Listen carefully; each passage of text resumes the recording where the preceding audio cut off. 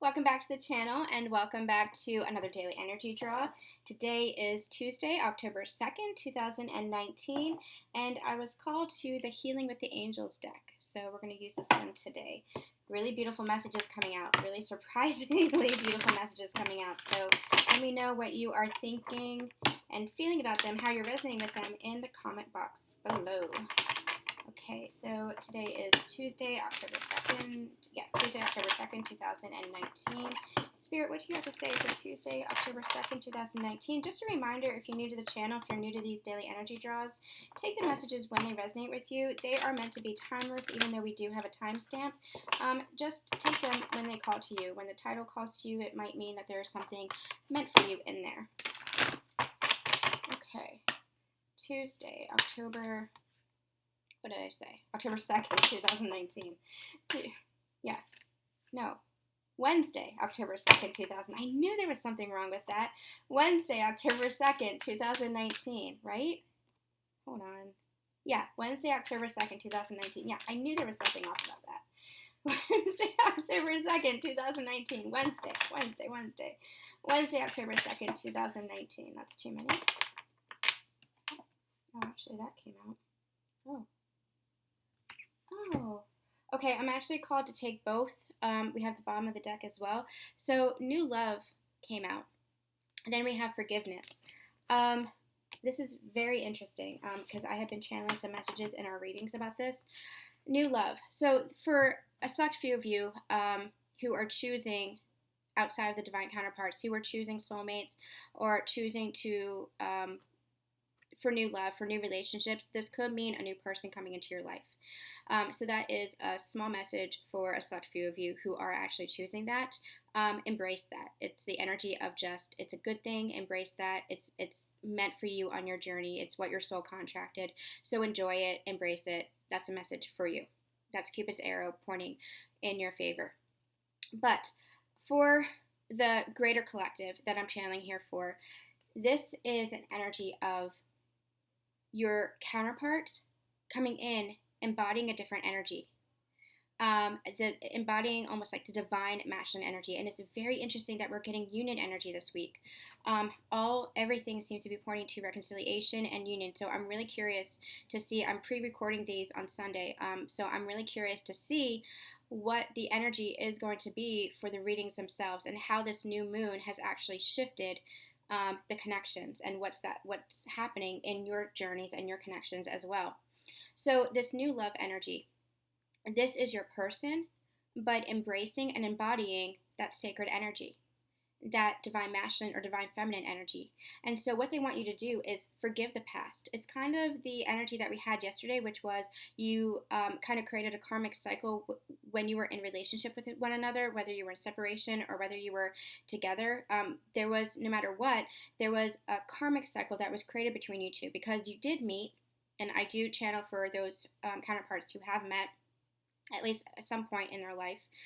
You have met, and then something happened where you were either separated or where the relationship didn't work out, or that you were working through healing together. Whichever your scenario is, there was some kind of, as you were triggering each other, as you were challenging each other, that was all the karma, the soul sludge that was coming up to the surface for you to heal together, whether individually or together. You're always together. Separation is just an illusion. We talk about that all the time. Separation, you're always one. As one unit, as one soul, you're always one. You're never truly separate from one another, especially energetically.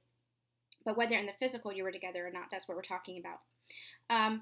So you had this soul sludge, and it came up to the surface for healing.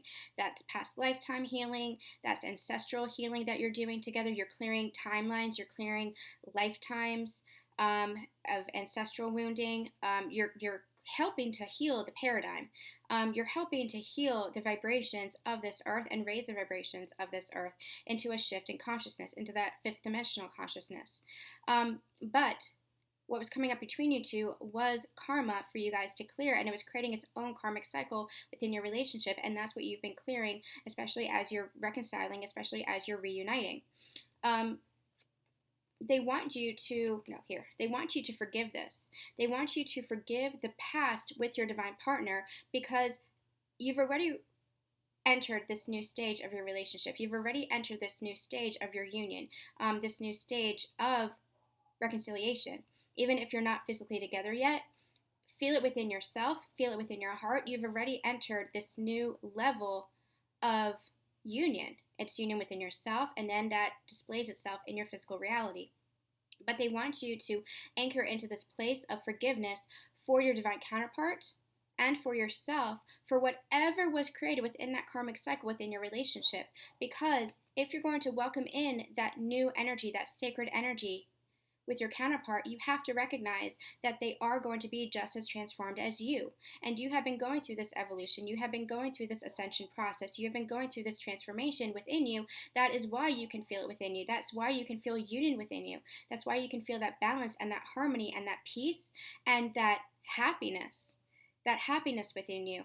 But you also have to recognize that in your counterpart. And if you're still holding on to resentment or anger or upset or any blame, then you're not allowing your divine counterpart to rise into that sacred energy. And so they really want you to come to this place of complete forgiveness, compassion, understanding, and release it and let it go. Because true divine counterparts will always be in a place of forgiveness. True divine counterparts will always be in a place of unconditional love for each other and harmony. Now, that does not mean that you're excusing poor behavior. Conversations, I always say, have to be had.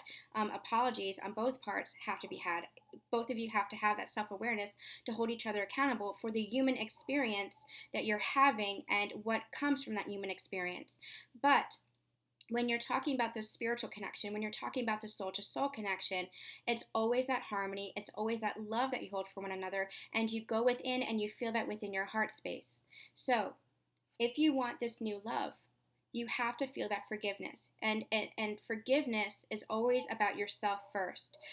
You don't necessarily have to do that for the other person, but to bring yourself back to that place of peace and harmony, you have to have that forgiveness for the other person, at least for yourself. You don't have to, act on forgiveness. And we're not just talking about divine partners here, but anybody that you have to forgive.